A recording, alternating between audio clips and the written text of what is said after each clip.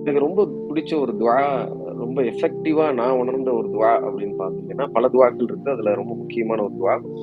அல்லாஹும்ம அக்ஃபினி பிஹலாலிக அன் ஹராமிக் வ அக்னினி பிஃபضலிக அம்மன் சிவாக். இந்த துஆ வந்து ரொம்ப முக்கியமான ஒரு துஆவா நான் பார்க்குறேன். ரசூலுல்லாஹி ஸல்லல்லாஹு அலைஹி வஸல்லம் வந்து அ தற்சார்பு தற்சார்பு வாழ்க்கையை நமக்கு வந்து கற்றுக் குடுத்தாங்க. தற்சார்பு வாழ்க்கைங்கிறது யாரையும் எதிர்பார்க்காத அல்லாஹ் சுப்ஹானஹு வ தஆலாவை மட்டுமே எதிர்பார்த்து வாழக்கூடிய வாழ்க்கை. இந்த உலகத்துல தற்சார்பு வாழ்க்கைங்கிறது, என்னால எல்லாம் முடியும்.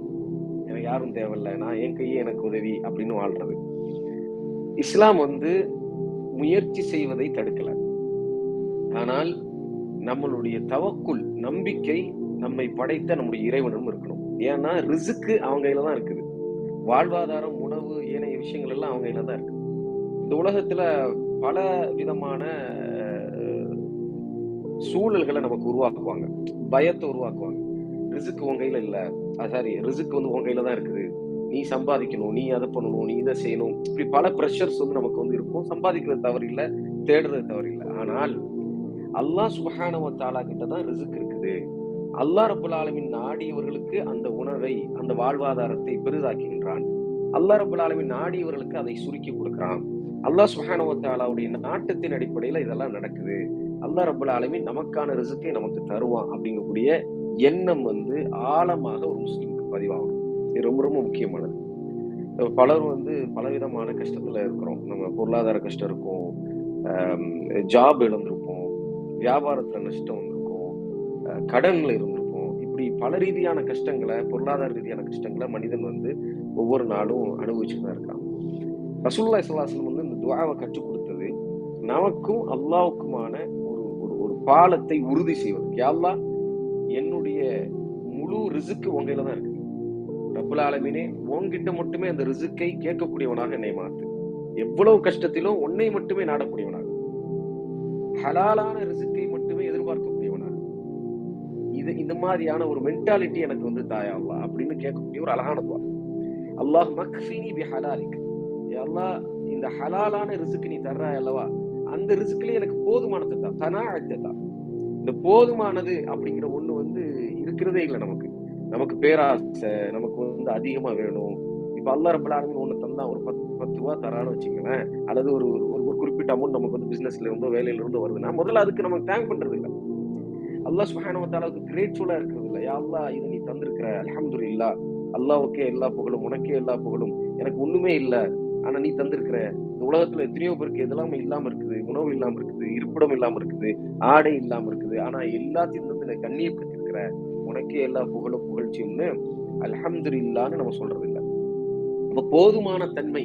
ரசூலுல்லாஹி ஸல்லல்லாஹு அலைஹி வஸல்லம் இன்னொரு ஹதீஸ்ல சொல்லும்பொழுது, ஒரு மனிதன் ரியலா பணக்காரனா இருக்கிறான். ரியலா கனியா இருக்கிறான். அவன் யாருன்னா, அல்லாஹ் தந்திருக்கக்கூடிய அந்த பொருளாதாரத்தை கொண்டு போதுமானவனா இருக்கிறான்.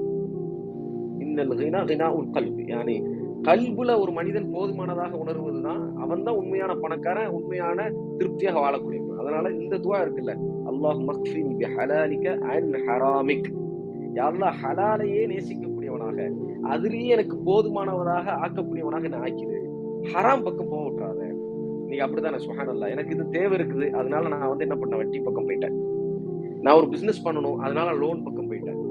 இது வட்டின்னு தெரியுது கிளியரா. நான் போறதுக்கு காரணம் என்னுடைய சில தேவைகள். நான் என்ன பண்றது? எனக்கு குடும்பம் இருக்குது.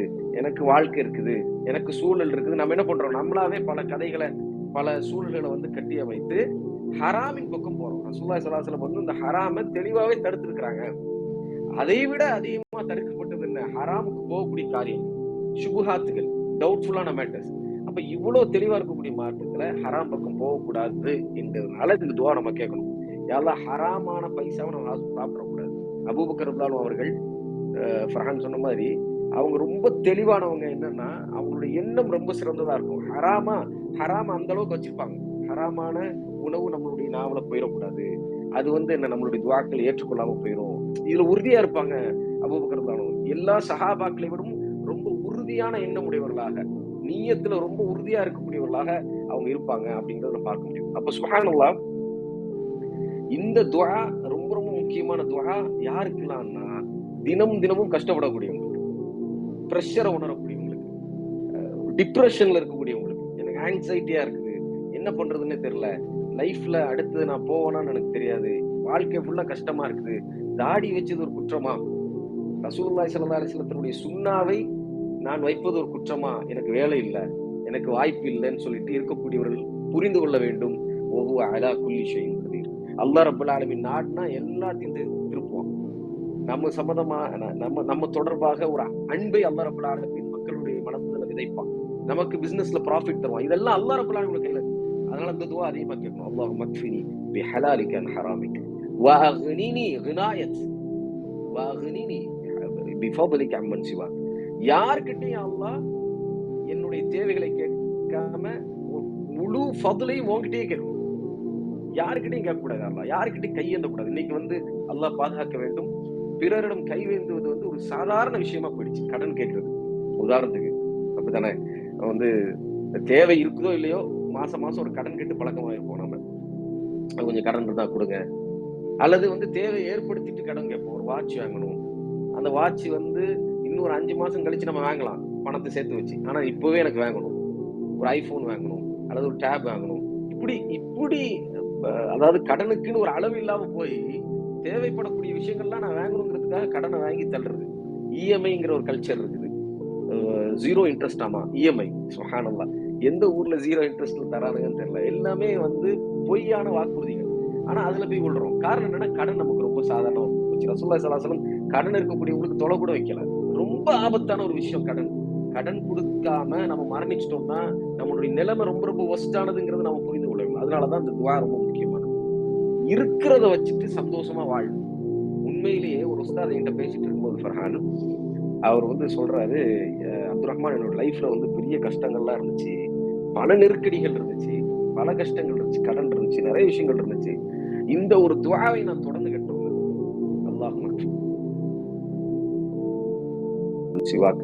சுஜூதுல துஆக்கள் ஏற்றுக்கொள்ளப்படக்கூடிய நேரத்துல, குர்ஆன் ஓதி முடிச்சதுக்கு பிறகு, நன்மையான காரியங்கள்ல, பல இடங்கள்ல எங்கெங்கெல்லாம் அல்லாஹ் ரப்பல் ஆலமீன் இந்த துஆவை அங்கீகரிப்பானோ எல்லா இடங்களிலும் அல்லாஹ் சுப்ஹானஹு வ தஆலா விட்டு உருகி கண்ணீர் வடித்து இந்த துஆவை கேட்டு வந்த என்னுடைய சூழல் மாறிச்சு. என்னுடைய பர்சனல் லைஃப்ல அல்ஹம்துலில்லாஹ் அல்லாஹ் ரப்பல் ஆலமீன் இந்த துஆவை கொண்டு பல மாற்றங்களை ஏற்படுத்தினான். நிச்சயமா என்னோட லைஃப்ல ஏற்படுத்தினான்னா, அந்த உஸ்தாதோட லைஃப்ல ஏற்படுத்தினான்னா, நிச்சயமா உங்களோட லைஃப்ல ஏற்படுத்துவான். இந்த துஆவுக்கு ஒரு கண்ணியத்தை தந்திருக்கான். ஆனா அந்த துஆவுடைய பொருளை உணர வேண்டும். துஆங்கிறது வெறும் நாவால சொல்றது இல்ல, உள்ளத்துல அதை நேசிக்கணும். இந்த உள்ளத்துல அந்த அந்த அர்த்தங்கள் நம்மள அசை போடணும். அந்த அர்த்தத்தை அசை போட்டு நீயத், நல்ல நீயத்தோடு அல்லாஹ் எனக்கு தருவாங்கிற நீயத்தோடு நாம இந்த துஆவை கேட்டோம்னு சொன்னா நம்முடைய வாழ்க்கையில் இருக்கக்கூடிய பல கஷ்டங்கள், இன்டர்வியூ போறோம், இன்டர்வியூ சக்சஸ் ஆகுமா இல்லையா, பிசினஸ் பண்றோம், பிசினஸ் சக்சஸ் ஆகுமா இல்லையா, பொருளாதார தேவைகள் இருக்குது, கடன் சூழல் இருக்குது, இது எல்லாம் சால்வ் ஆகணும்னா அல்லாஹும்ம அக்ஃபினி பிஹலாலிக அன் ஹராமிக் வ அக்னினி பிஃபضلிக அம்மன் சிவாக். இதை தொடர்ந்து கேட்போம் இன்ஷா அல்லாஹ்.